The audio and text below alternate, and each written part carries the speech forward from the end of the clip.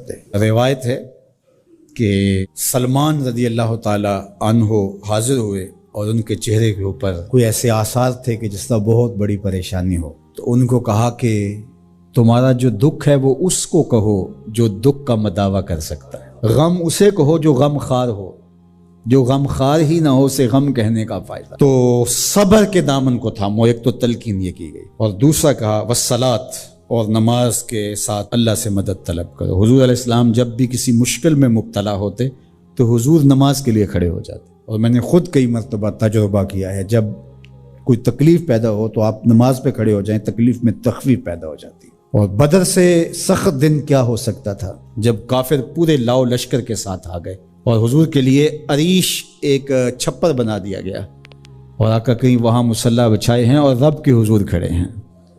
مشکل کے وقت جب کوئی سبب نہ رہے تو اس کے حضور آ جاؤ، وہ تمہاری ضرورتوں کا کفیل ہے۔ وَإِنَّهَا لَكَبِيرَةٌ إِلَّا عَلَى الْخَاشِعِينَ، اور یہ بہت بھاری ہے نماز پڑھنا اور صبر کرنا، لیکن جو اللہ کا خوف سینے میں پالنے والے لوگ ہیں، رکھنے والے لوگ ہیں، ان کے لیے مشکل نہیں ہے۔ بچے کو صبح اٹھائیں آپ نماز کے لیے تو وہ اٹھتا ہی نہیں ہے، بار بار کہہ کے اس کو اٹھانا پڑتا ہے، اور اس نے سوات کی سیر کے لیے جانا ہو اور دوستوں کو ٹائم دیا ہو، تہجد کے وقت ہی تیار ہو کے بیٹھ جاتا ہے۔ اس کا مطلب ہے کہ اس کو نماز کا شوق نہیں ہے، اس کا شوق تھا، جس کا شوق تھا اس کے لیے اٹھنا بھاری نہ ہوا۔ میرے والد گرامی سے کسی نے کہا جی جاگ نہیں آتی، تو فرمانے لگے صبح منڈی جانا ہو تو جاگ آ جاتی ہے، کچہریوں میں تاریخ ہو تو یاد آ جاتی ہے۔ منڈی جانا یہ تمہاری بدنی ضرورت ہے، بچوں کے پالنے کے لیے، اپنی ضرورت کے لیے۔ کچہریوں میں جانا خوف ہے، نہ گیا تو میرے خلاف فیصلہ ہو سکتا ہے، تو تمہیں نہ امید ہے اللہ سے اور نہ اس کا خوف ہے، تو پھر کیسے جاگ آئے؟ اور کسی نے کہا کہ حضور نماز پڑھنا چاہتا ہوں، جاگ نہیں آتی۔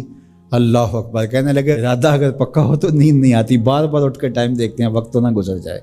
اللہ اکبر۔ تو فرمایا یہ بھاری ہے لیکن خاشعین کے لیے بھاری نہیں ہے، خشیت خدا سینے میں نہیں ہے، اللہ کا خوف سینے میں نہیں ہے، تو واقعی صبح کا اٹھنا بہت زیادہ بھاری ہے، بہت زیادہ مشکل ہے، لیکن جو خشیت والے ہیں ان کے لیے مشکل نہیں ہے۔ یہ مان لیا کہ صبح کا اٹھنا، سحری کا اٹھنا نفس پہ شاک ہے، لیکن اگر کسی کی زندگی کی لذت اس میں رکھ دی گئی ہو، اللہ اکبر، تو پھر اس کے لیے مشکل تو نہیں ہوگا۔ راہ خدا میں تکلیف اٹھانا مشکل صحیح، لیکن زندگی کا سرور اس میں رکھ دیا گیا ہو، وہ مزہ دیا تڑپ نے میری آرزو ہے یا رب، میرے دونوں پہلوؤں میں دل بے قرار ہوتا۔ بعض اوقات لوگ خامخواہ بے چین ہوتے کہ میرے کو پوچھے تمہیں کیا ہے، چہرے کے اوپر جو ہے وہ خشونت سجائے، چہرے کے اوپر جو ہے وہ اداسی سجائے۔ آپ کو صدمہ پہنچے تو بعض اوقات ٹھیک ہے، انسان بے بس ہو جاتا ہے، اس کے چہرے بشرے سے اس کا ظہور بھی ہوتا ہے، لیکن کچھ ایسی چیزیں جو چھپائی جا سکتی ہیں اس کو چھپائیں۔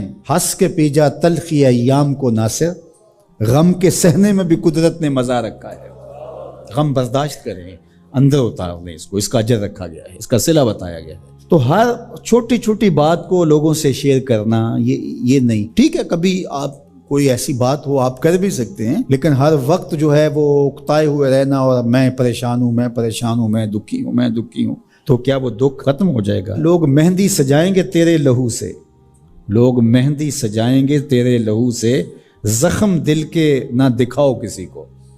لوگ تو اس سے طرح مذاق بھی اڑائیں گے، اور جب تم ہنستے ہو تو زمانہ تمہارے ساتھ ہنستا ہے، اور جب تم روتے ہو تو زمانہ تمہارے ساتھ نہیں روتا۔ اس لیے یہ آنسو بڑے قیمتی ہیں، وہی بہاؤ جہاں شان کریمی موتی سمجھ کے چن لے۔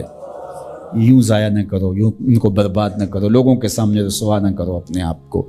انسان کو دکھ بھی آتے ہیں، بیماریاں بھی آتی ہیں، اپنوں بیگانوں کی طرف سے اس کو تلخیوں کا بھی سامنا کرنا پڑتا ہے، تو اس موقع پر آپ کی زبان کوئی ایسا جملہ نہ کہے جو اللہ کی ناراضگی کا سبب ہو۔ غم تو پہنچتا ہے اور غم سے انسان متاثر بھی ہوتا ہے، یہ تو نہیں ہے کہ تکلیف پہنچے۔ غالب نے کہا تھا روئیں گے ہم ہزار بار کوئی ہمیں ستائے کیوں، تو جب سینے میں دل ہے تو کوئی دکھ دے گا تو دکھی ہوگا، دل بے چین ہوگا۔ تو فرمایا کہ جب تکلیف پہنچے تو مدد کس سے طلب کرو؟ صبر سے، کہ اللہ مجھے توفیق صبر